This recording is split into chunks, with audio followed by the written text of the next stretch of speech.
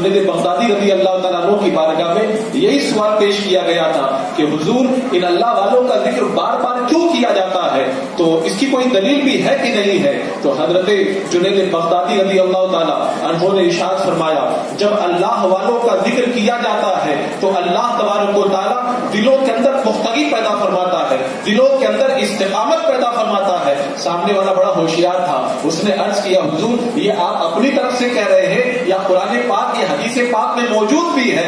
हजरत सैयदना सैयदुत ताइफा Junaid Baghdadi रज़ी अल्लाह तआला अन्हु इरशाद फरमाते हैं, खुद अल्लाह तबारक व तआला ने कुरान मुक़द्दस के अंदर इरशाद फरमाया है, व कुल्लन नक़ुस्सु अलैका मिन अंबाइ रुसुली मा नुसब्बितु बिही फुआदका। इस आयत करीमा के अंदर परवरदिगार आलम ने अंबियाए किराम के जिक्र को दिलों की पुख्तगी का जरिया फरमा दिया। इससे पता चला कि जब अल्लाह वालों का जिक्र किया जाता है तो दिलों के अंदर पुख्तगी पैदा हो जाती है। अल्लाह। और हजरत अबू सुलेमान दारानी रज़ी अल्लाह तआला अन्हु अपनी आप बीती सुनाते हैं, फरमाते हैं, एक बार मैं अल्लाह वालों की महफिल के अंदर जब शिरकत के लिए गया, मैंने अल्लाह वालों का जिक्र सुना, मेरे दिल के अंदर कुछ तब्दीली पैदा हुई। जब मैं जिक्र सुन करके बाहर आया, मेरा दिल फिर दुनिया के अंदर मगन हो गया। दूसरी मर्तबा मैं फिर अल्लाह वालों की महफिल में गया, मेरा दिल फिर खुदा की तरफ माइल हुआ। मैं जब महफिल से उठ करके आया, खुदा की तरफ मेरी लो लगी हुई है, रास्ते के अंदर भी मुझे खुदा याद आ रहा है, लेकिन जब घर पहुंचा फिर मैं दुनिया के अंदर मगन हो गया। तीसरी मर्तबा फिर अल्लाह वालों की महफिल में गया, फिर मेरे दिल की दुनिया बदली। रास्ते के अंदर फिर मुझे खुदा याद आ रहा है, मैं घर पे आया तब भी मेरे दिल के अंदर खुदा का खौफ मौजूद है। बाद में मैं फिर दुनिया में मगन हो गया। हजरत अबू सुलेमान दारानी रज़ी अल्लाह तआला अन्हु फरमाते हैं, उस दिन से ये बात मुझे समझ में आ गई, अगर अल्लाह वालों की महफिल में बंदा एक बार जाए कुछ तब्दीली आती है, दूसरी बार जाए कुछ और तब्दीली आती है, तीसरी बार जाए कुछ और तब्दीली आती है, उसी दिन से मैंने ताइया कर लिया कि आज के बाद में अल्लाह वालों की महफिल को मैं कभी भी तर्क नहीं करूंगा। इसीलिए अहले सुन्नत व जमात मुख्तलिफ मौके पर इन अल्लाह वालों का जिक्र करते हैं ताकि दिलों के अंदर खूब पुख्तगी पैदा हो जाए। और अजीज़ान मुकर्रम, यहाँ पे हजरत शरफुद्दीन याया मनयरी अलैहि रहमतुल्लाह रिज़वान ने बड़ी प्यारी बात फरमाई। फरमाते हैं कि बंदा अगर ये चाहे कि मैं अल्लाह की बारगाह तक पहुंच जाऊं, आमाल अच्छे न हो तो खुदा की बारगाह तक बंदा पहुंच नहीं सकता।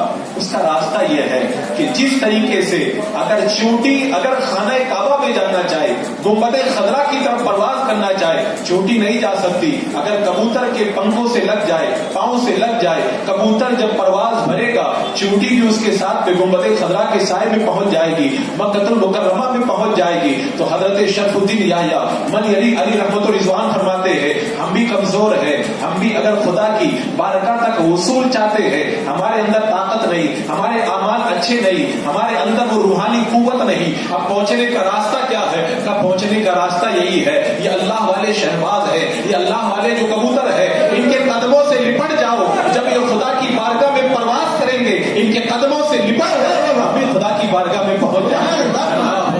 इसीलिए तो कहा है कि दीन होता है बुजुर्गों की नजर से पैदा। इसीलिए बार बार ये महफिलें सजाई जाती है ताकि कभी तो हमारा ताल्लुक इनसे कायम हो जाए और हमारा भी बेड़ा पार हो जाए। मैं अपने असल मकसद पर आने से पहले ये बात फिर बता दूं कि ये अल्लाह वालों के दामन से जो वाबिस्तगी की बात की जाती है, मेरी और आपकी क्या दिखती है? हजरत सुलेमान अलैहिस्सलाम अल्लाह के नबी हैं, वो अल्लाह की बारगाह में दुआ करते हैं, वादखिलनी बिरहमतिका फी इबादिका सालिहीन, अल्लाह अपनी रहमत से मुझे अपने नेक बंदों के अंदर दाखिल फरमा दे। हजरत यूसुफ अलैहिस्सलाम दुआ फरमा रहे, वालहिकनी बिस्सालिहीन, अल्लाह मुझे नेक लोगों के अंदर बोला, मुझे तुम उनसे दाखिल फरमा दे, उनसे तुम मुझे मिला दे। और अल्लाह ने तो हमें इरशाद फरमाया, कूनू मअस सादिकीन, तो मेरे सच्चे और नेक बंदों के साथ हो जाओ। अजीज़ान मुकर्रम, तो ये अल्लाह वालों का दामन पकड़ना बड़ी बरकतों वाली बात है।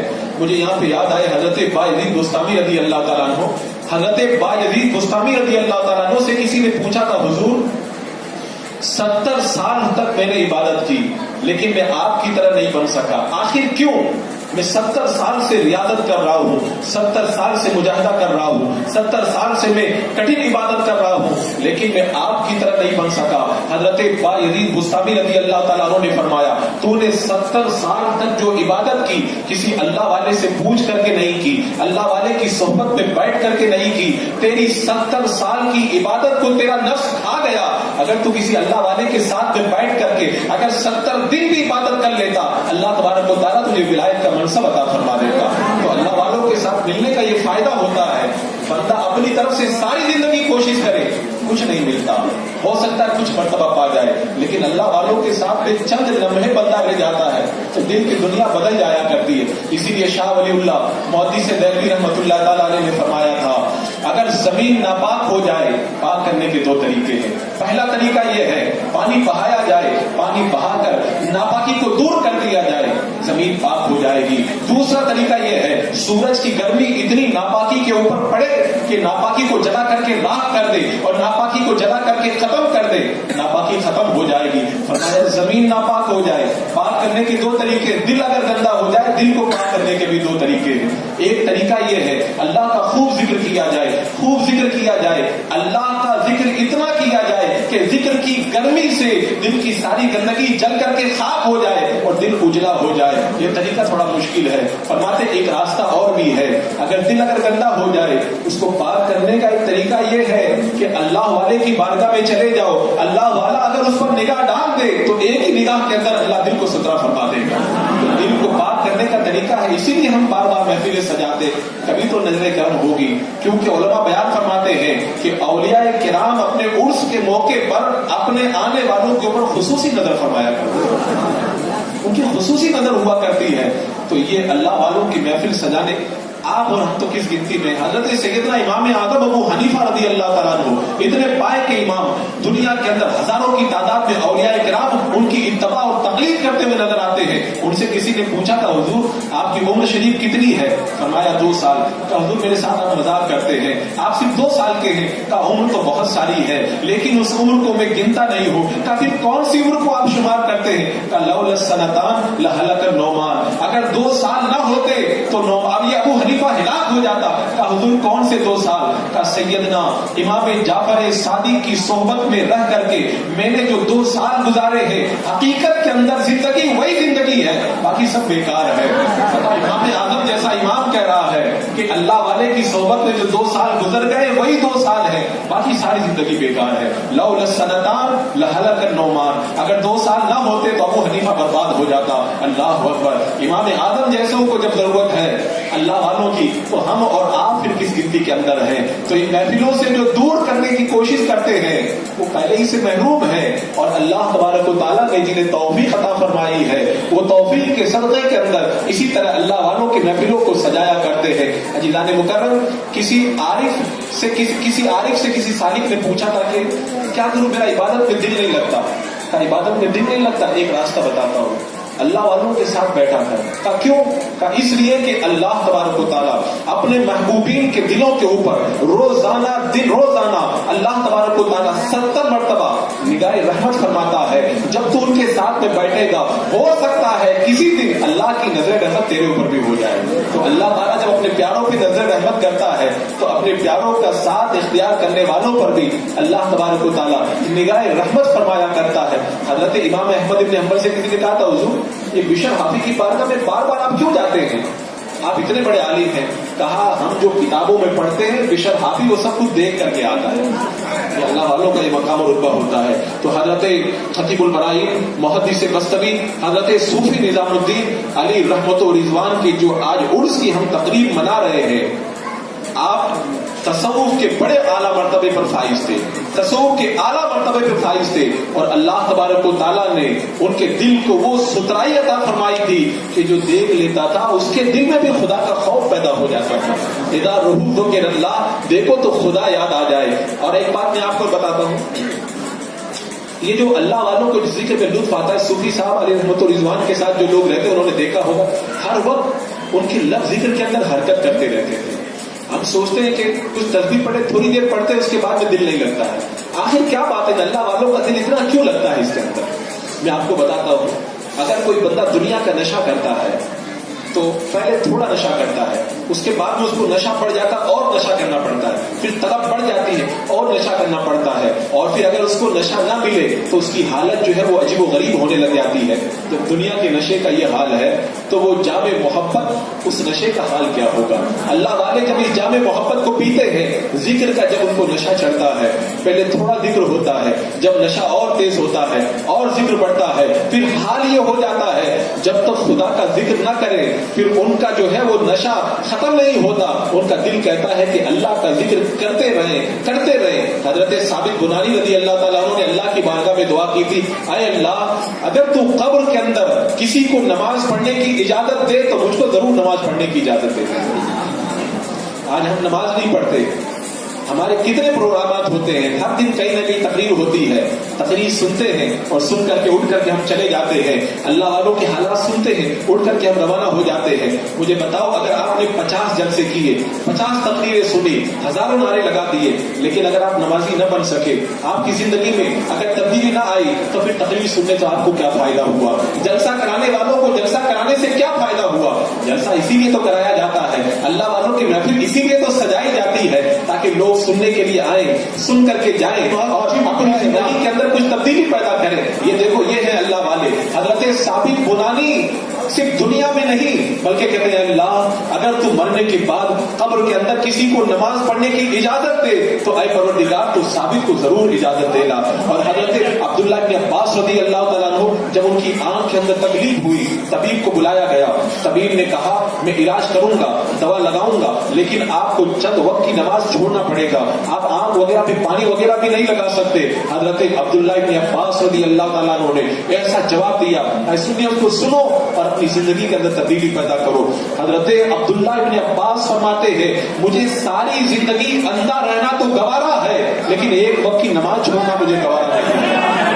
حضرت صوفی باصفا رضی اللہ تعالیٰ عنہ کی زندگی کو پڑھو، جب آپ ایم پی کے سفر میں تشریف لے گئے، گاڑی کے اندر آپ نے اپنے ساتھ میں جو مولانا صاحب تھے ان سے پوچھا کہ عصر کی نماز کہاں پڑھیں گے؟ کہا حضرت شہر میں پہنچ کر کے پڑھیں گے۔ حضرت خاموش ہو گئے۔ حضرت صوفی باصفا قدس سر العزیز نے تھوڑی دیر کے بعد میں پھر پوچھا عصر کی نماز کہاں پڑھیں گے؟ کہا حضرت شہر آنے والا ہے، پڑھیں گے۔ حضرت خاموش ہو گئے، ٹریفک کی وجہ سے ٹائم کافی لگ گیا۔ حضرت نے پوچھا نماز کب پڑھیں گے؟ کہا حضرت پڑھیں گے۔ حضرت جلال میں آ گئے، کہا گاڑی روکو، پہلے یہیں پہ نماز پڑھیں گے، اس کے بعد میں شہر کے اندر داخل ہوں گے۔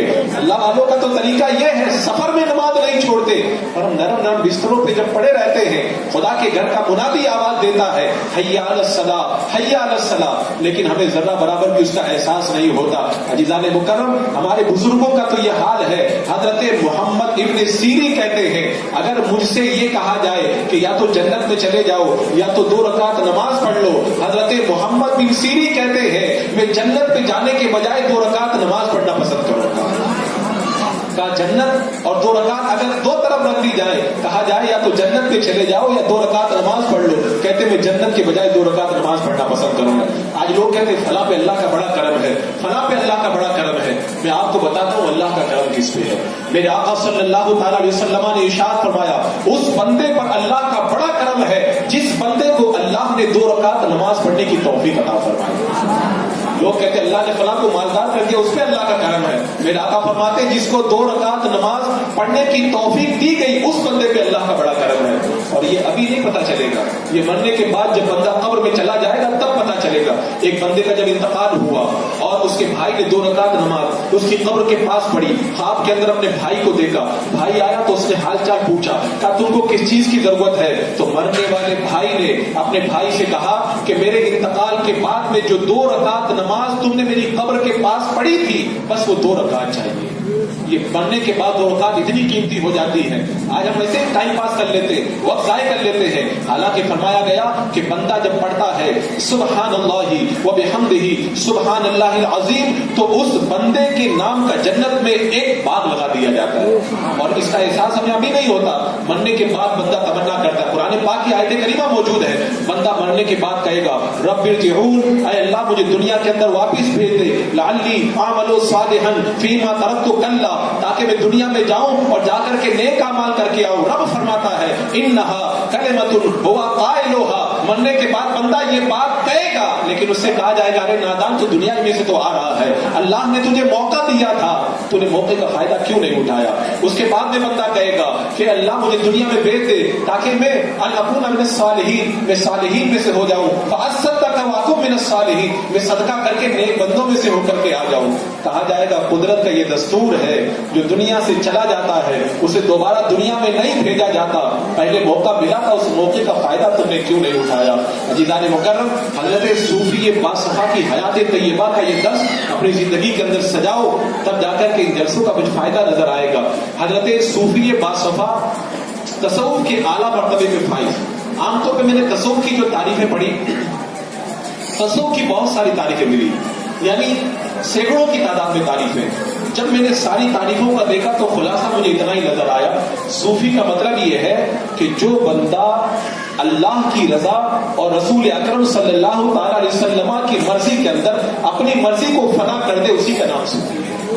यानी बंदा कहे कि मेरी कोई मर्जी नहीं, जो मेरे रब की मर्जी वही मेरी मर्जी, जो मेरे आका की मर्जी वही मेरी मर्जी। हजरत साद इब्न अबी वक्कास रज़ियल्लाहु तआला अन्हु ये उन सहाबा में से है जिनको मेरे आका सल्लल्लाहु अलैहि वसल्लम ने मुस्तजाबुद दावत होने की दुआ की थी। लोग आपकी बारगाह में आते थे और आपसे दुआ करवाते थे, आप जिसके लिए जो दुआ कर देते वो दुआ कबूल हो जाती। अगर मालदारी की दुआ कर देते बंदा मालदार बन जाता, शिफा की दुआ कर देते बंदा शिफायाब हो जाता। हजरत साद इब्न अबी वक्कास रज़ियल्लाहु तआला अपनी जिंदगी के आखिरी अय्याम के अंदर नाबीना हो गए। लोग आपके पास में आए, आने के बाद में अर्ज किया हुजूर आप जिसके लिए दुआ करते हैं अल्लाह तबारक व तआला कबूल फरमा लेता है, आप अपने लिए दुआ क्यों नहीं करते ताकि अल्लाह तबारक व तआला आपको आंखों की बीनाई अता फरमा दे। हजरत साद इब्न अबी वक्कास रज़ियल्लाहु तआला अन्हु ने जवाब के अंदर इरशाद फरमाया अल्लाह तबारक व तआला ने मुझे नाबीना बनाया, इसका मतलब ये है कि अल्लाह की मर्जी यही है कि मैं नाबीना रहूं, जो मेरे रब की मर्जी है वही मेरी मर्जी है, मैं इसके लिए दुआ नहीं करूंगा। यह होता है कि बंदा अपने रब की रजा के अंदर फना हो जाए। तो जब बंदा अपने रब की रजा में फना हो जाता है फिर खुदा के सिवा किसी से नहीं डरा करता। हजरत सूफी बासफा रज़ियल्लाहु तआला अन्हु तकवा का ये आलम है।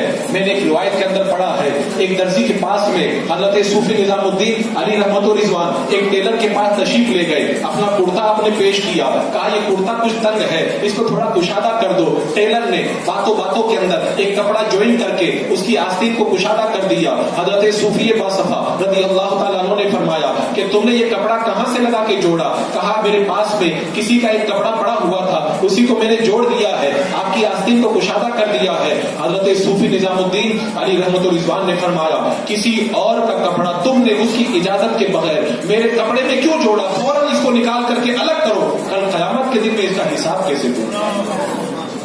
आज हम लोगों की क्या क्या चीजें हड़प कर जाते हैं। हजरत सूफी निजामुद्दीन अली रहमतुल्लाह रिजवान का तकवा देखो, कहा मेरे कपड़े के अंदर तुमने किसी गैर का कपड़ा उसकी मर्जी के बगैर एक टुकड़ा ही क्यों जोड़ा? इसको फाड़ करके अलग निकालो।